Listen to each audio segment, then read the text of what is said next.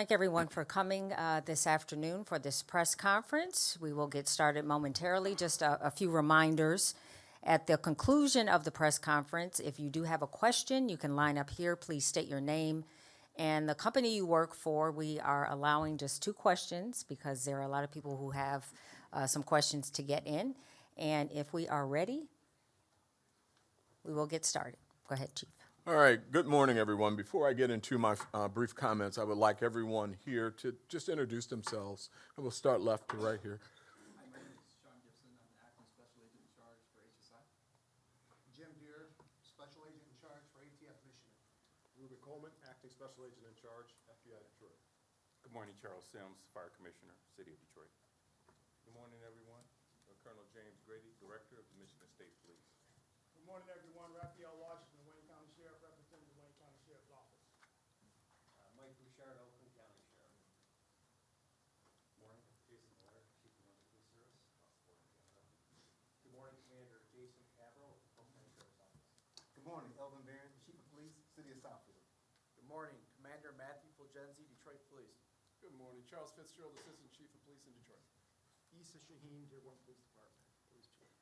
Good morning, Anthony Holt, Chief of Police, Wayne State University. Good morning, John Morris, Chief Patrol Agent, U.S. Border Patrol, Detroit Sector. Good morning, Lieutenant Kyle Rivera, Coast Guard Sector, Detroit. All right, I invite everyone to take a seat. Again, good morning, and thank you all for being here today. We're here to talk about the team effort that is going to make this draft event a safe one. I want to thank, first and foremost, the men and women of the Detroit Police Department. I will tell you, every single one of them will be working these 3 days. We call it a restricted day. We're all very excited for this event, and certainly we still have neighborhood policing to do, and that's one of the reasons that everyone is working, so we can continue to be committed to servicing runs in our neighborhoods. We're confident in our plan, which is built on our experiences managing large crowds such as Beyonce and the Taylor Swift concerts, the fireworks, the Lions, all the things that we did and do routinely, the Thanksgiving Day parade. So we learn from that. We pull information from the management of large crowds in and around our city, and certainly we look at best practices and our partners for assistance. I've thanked our partners already. I want to thank them publicly again for their commitment to this endeavor. As you see here, there's a tremendous number of agencies represented, and this doesn't represent all of them. This is certainly a tremendous undertaking. I want to now turn to our partners to talk about this collaboration, starting with Commissioner Sims, and then I will come up and ask or answer any questions that you may have. Commissioner Sims from the Detroit Fire Department. Good morning, everyone. Thank you, Chief White. And once, just want to echo what Chief White said. We are very excited to be a partner in the NFL draft experience. We are well prepared. Just to let the citizens of Detroit know, we will still have the same allotment for the citizens of Detroit that we always have, the 47 fire companies and the 42 to 44 ambulances. We will have additional resources on the footprint or in the footprint of the NFL draft. We're going to have 4 stationary medical tents. We're going to add an additional 6 ambulances. We will have our fire inspectors out and patrolling during the time of the NFL draft experience, just to make sure that all restaurants and bars are complying with the capacity restrictions. So other than that, just want to say thanks again, Chief White and the other partners. We're looking forward to the NFL draft experience. Thank you. Thank you, sir. Again, this is a tremendous undertaking. Our local, state, and federal partners are involved in this. The planning stages, which we started over a year ago, we looked at other agencies that have hosted this event. We learned from them. We learned how early they had to start in preparation. We started very early, well over a year ago, identifying some areas of opportunity, learning from them, downloading all the good, the bad, the not so great, and really building our plan off of what they have done. Also, we've got a tremendous relationship with the Michigan State Police. I don't think it's ever been better, and they're committed to this endeavor as well. But they're also committed to helping us police our city, which they've done a phenomenal job of, whether it be air support, K-9, They've been there for us. And at this time, I'd like to bring up Colonel Grady to talk about their commitment to this effort. Thank you, Chief White. It is wonderful to be here standing alongside Chief White, the Detroit Police Department, and our federal partners. You know, the MSP is committed to the city of Detroit. We want to ensure that those that are attending the draft are safe and secure. With that, the Michigan State Police will be providing at least 50 troopers daily to this detail. In addition to that, we will have other resources such as our K-9, our bomb squad, our emergency support team, and any other resources that's needed to keep people safe as they enjoy the draft party. The other thing I wanted to touch on is MSP is deeply committed to making sure that we monitor everything that goes on here, not only in the city of Detroit, but in the state of Michigan. And so our Michigan Intelligence Operations Center, our other fusion centers here in the Detroit area, we will be monitoring consistently everything that we can to make sure that we communicate effectively with our partners, that if there is a potential threat, we can respond appropriately. And with that, I'd like to turn it over to the next speaker or back to Chief White, but thank you for your time this afternoon. Looking forward to a safe NFL draft. Thank you.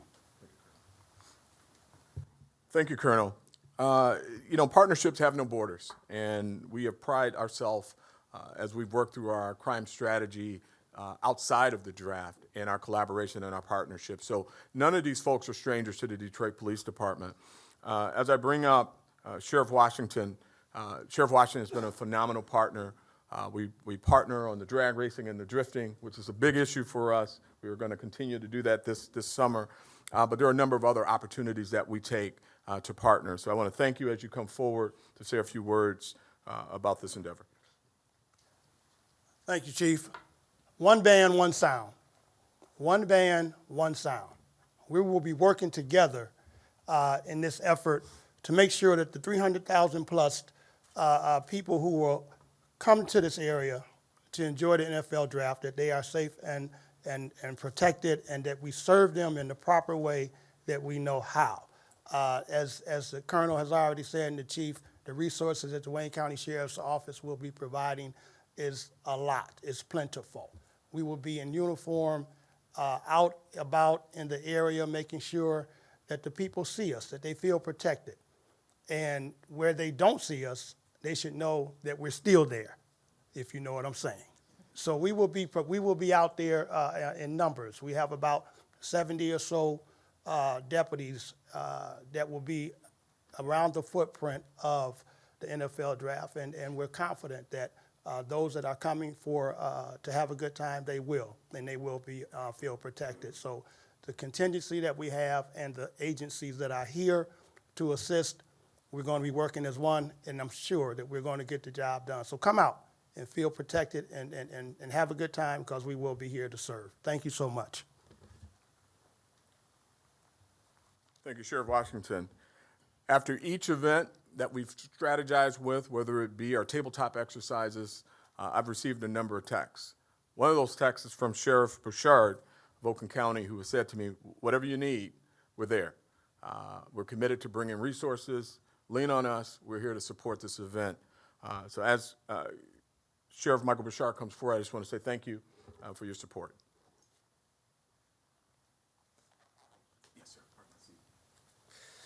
Well, it's a pleasure to be with you and a pleasure to be involved with the Chief and all these great partners. You know, one thing we know is that we can't do anything alone in this business. We're all under-resourced. All of us are trying to hire and fill gaps that we have, and so we need to lean on each other to cover those gaps and to help each other with large-scale events. I mean, for example, we can't do what we do at Dream Cruise when you got 1 million people coming to town without all of our partners. And so coming together is important for the safety of the community. And if it's my problem, it's their problem. And if it's their problem, it's my problem. That's how we work. You know, a lot of the things you see on TV, the movies, you know, oh, those darn feds, or oh, those darn state, or oh, that doesn't happen here. If we have anything going on, criminals and other folks don't respect borders, so we have to work across those borders, and we do so seamlessly. So we're happy to be here and happy to support. Sheriff Bouchard gave me the perfect lead-in talking about borders. We certainly cross all city borders to work together, but Detroit is unique. We have an international border right here in our backyard. And so this event, already being an international event, creates a unique opportunity for us with our international partners. And coming up next is Chief Belair of the Windsor Police Department. And again, thank you and your team for your support.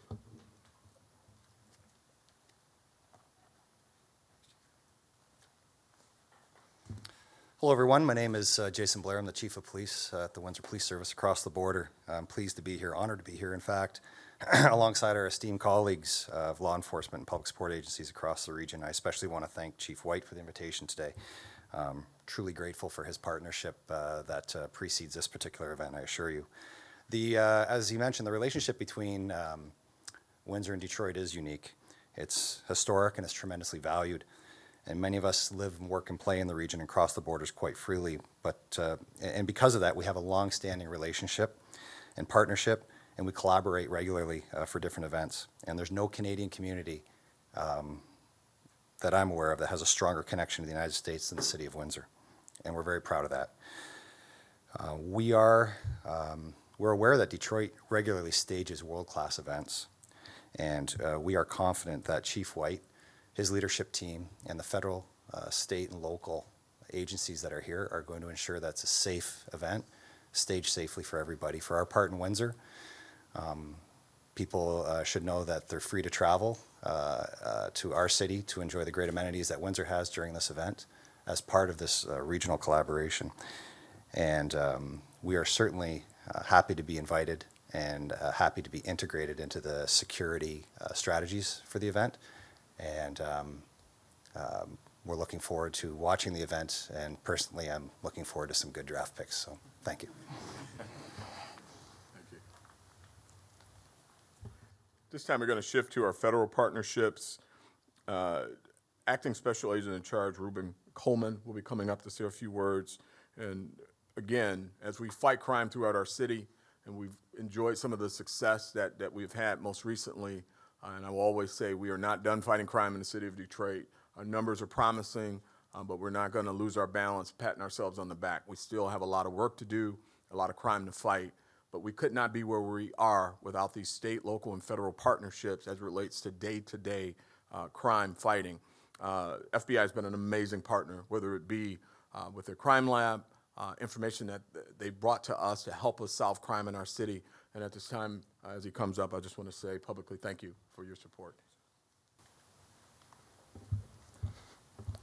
Good morning. My name is Acting Special Agent in Charge Ruben Coleman, and I'm here representing the FBI Detroit Field Office on behalf of our Special Agent in Charge, Xavier Gibson. The FBI stands with Chief White and the Detroit Police Department as we help secure the safety and security of the NFL Draft and all attendees. The FBI is integrated with DPD's command structure, as well as identifying and mitigating any known threat streams. We are also providing assistance through our specialty teams, such as our SWAT teams, bomb techs, hazmat teams, weapons of mass destruction, and more. DPD has done a tremendous job in coordinating the necessary resources to keep everyone safe. The NFL Draft will be a fantastic event for the city, and the FBI stands committed towards working with our state, local, and federal law enforcement partners. Thank you. We're getting there, but I want to make sure we give everybody an opportunity to express their part of this plan. No better partner have I had since being chief is ATF Special Agent in Charge, James Deere. Committed to crime gun intelligence, our NIBIN, and all the things guns in the city of Detroit, connecting them to crimes outside of this event on a day-to-day basis. Again, as he comes forward, I just want to say thank you for your commitment to the city and this partnership. Thanks, Chief. Thank you. Appreciate it. Good afternoon, everybody. My name is Jim Deere. I'm Special Agent in Charge for ATF Michigan. I would like to echo a couple comments made here today by Sheriff Bouchard. This effort is synonymous with one team, one fight. That is what our processes have been. There has been, no one gets judged on a bad idea. They get judged on their good ideas, right? And this team has been phenomenal in the amount of preparation that has been given to the city of Detroit to make sure our citizens are safe. And with regards to our citizens, what better venue for the NFL than to highlight Detroit? The grit, the strength, the blue-collar work ethic of this city is personified with this team. It's one team, one fight, and that's what we do. ATF is proud to be a partner of the Detroit Police Department. I think for the last 6 years, ATF has looked at Detroit and said, your problems are our problems, much like all of our state and local partners here when it comes to gun violence. With regards to the NFL, we have flown in our canine teams from across the country, our explosive accelerant canines. We have also have the Michigan ATF SRT tactical team on standby for this event. And we've got agents and our Crime Gun Intelligence Center that has been monitoring social media for any type of threats. And I would encourage the public, if you see something, say something. If somebody's planning just to come down to the draft and promote chaos or promote drama, if you see it or you hear about it, say something. It is an open venue with the FBI, their intelligence center, or the Michigan State Police, world-renowned intelligence centers, or our Crime Gun Intelligence Center. Again, it's all hands on deck from an intelligence perspective, and we are monitoring, and we know who the bad actors are, and Detroit's not a place for you. Thank you, Chief. Thank you. This time I'd like to bring up the Homeland Security Acting Special Agent in Charge, Sean Gibson, to talk about any threats that we may have. Thank you. Thank you, Chief White. Good morning. Like you said, my name is Sean Gibson. I'm the acting special agent in charge for Homeland Security Investigations here that serves Michigan and Ohio. I'd like to highlight the significant teamwork and commitment to public safety that you see here today. Like many of our fellow law enforcement partners, we are dedicated a wide variety of special agents, criminal analysts, and support personnel to ensure that this event is safe and fun for all. I'd also like to draw attention to the fact that this, like any other major event across the country, can bring unscrupulous characters to the area that may seek to further their criminal enterprises. Events like this provide a platform to increase awareness for potential crimes like human trafficking. Our agents have been hard at work with our partners to ensure that the frontline personnel, including hotel and service industry staff, are aware of indicators of human trafficking and specifically sex trafficking. We need your assistance to make sure that we help to rescue any potential victims and ask that you remain vigilant and report any suspected crime to law enforcement immediately. I look forward to this event and serving as a shining example of what the city offers, and have a safe and fun event. Thank you. And before we take any questions, just a couple more thank yous. I want to thank our fire marshal, who has worked tirelessly to ensure fire safety is on the forefront of this event. As we bring this many people to a confined area, they'll have to move around and be safe in doing so.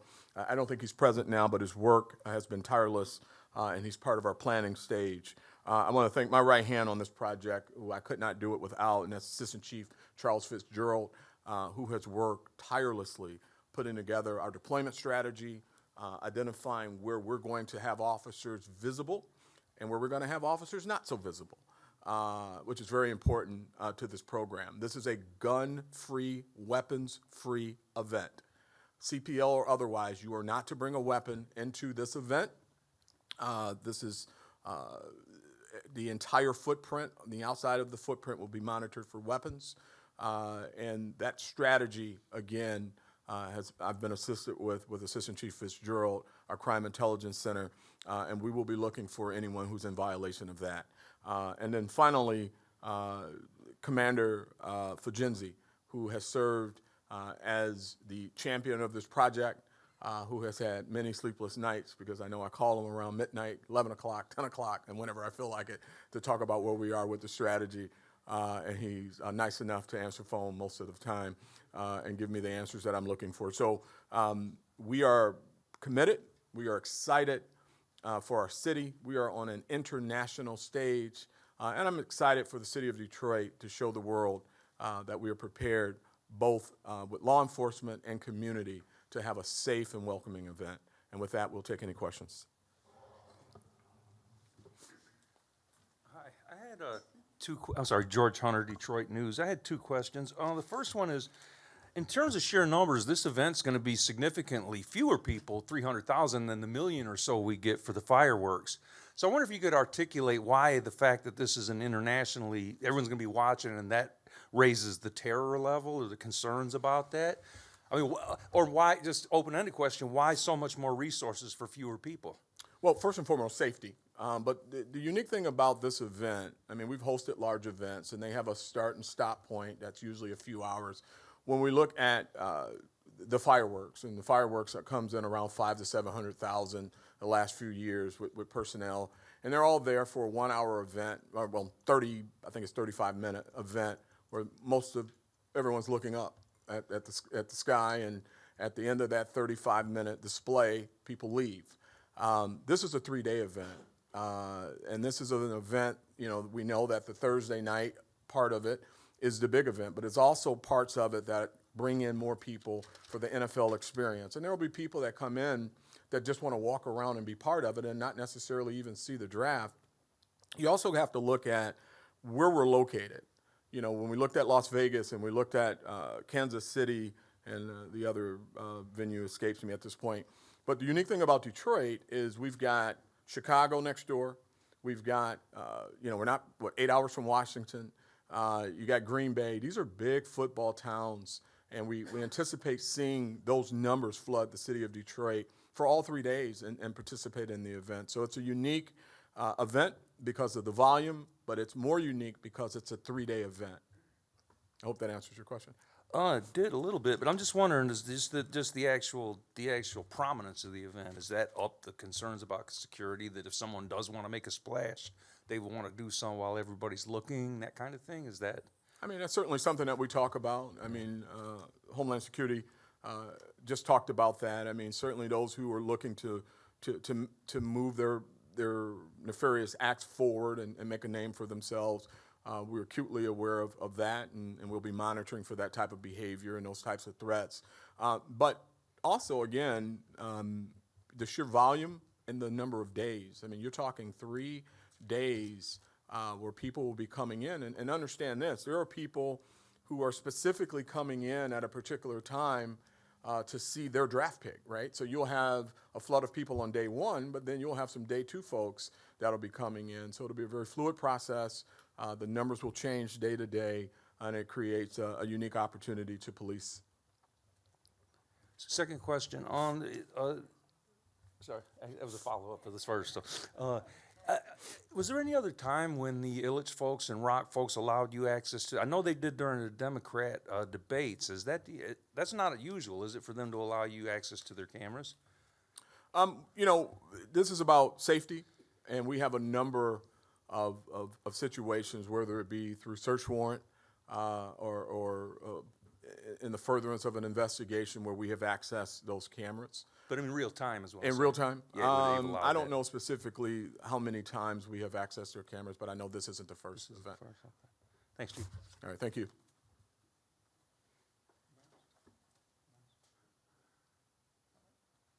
All right.